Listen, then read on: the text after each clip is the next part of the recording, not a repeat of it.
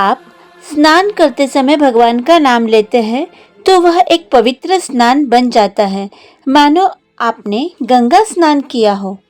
जब आप खाना खाते समय प्रभु का नाम लेते हैं तो वह भोजन प्रसाद बन जाता है, जैसे आपको चारों धाम का प्रसाद प्राप्त हुआ हो।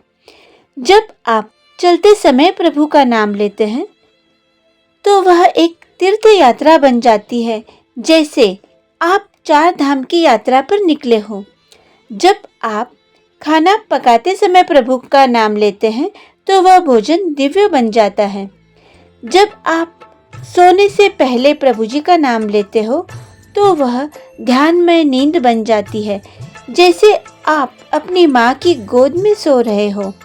जब आप काम करते समय प्रभु का नाम लेते हैं तो वह भक्ति बन जाती है, वह पुण्य कर्म बन जाता है, वह पुण्य कर्म कहलाता है। जब आप घर में नाम लेते हैं तो वह घर मंदिर बन जाता है, वह घर पूरा के पूरा पवित्र मंदिर कहलाता है। तो इस तरह से प्रभु स्मरण से, हरि स्मरण से आप 1000 गुना फल प्राप्त कर सकते हैं। यदि आप सच्चे मन से ना एक बार भी राम नाम का स्मरण करते हैं तो वह 1000 गुना हो जाता है। तो हेमा शर्मा यूट्यूब चैनल आपको यही समझाने जा रहा है और खुद भी यही समझने जा रहा है कि प्रभु नाम स्मरण का हमारे जीवन में कितना ज़्यादा महत्व है, कितना ज़्यादा फ़ायदा है। तो हम केवल अपनी तकलीफ़ों में ही प्रभु जी को याद करते हैं, तब तो हम उन्हें ऐसा पकड़ लेते हैं, उन्हें ऐसा जकड़ लेते हैं कि अब प्रभु जी हम आपको कभी नहीं भूलेंगे, हमारा पूरा जीवन केवल आपको सौंपेंगे। लेकिन कब तक?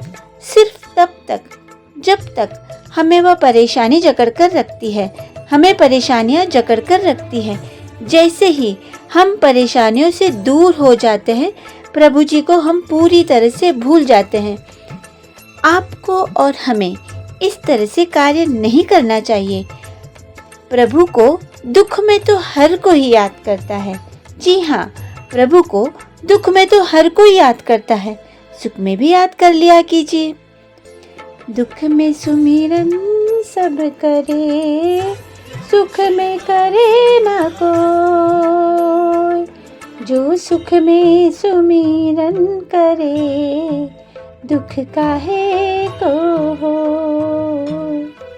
धन्यवाद सभी श्रोतागण को। हेमा शर्मा का धन्यवाद और हेमा शर्मा की तरफ से आप सभी को दीपावली की बहुत सारी हार्दिक शुभकामनाएं। Thank you.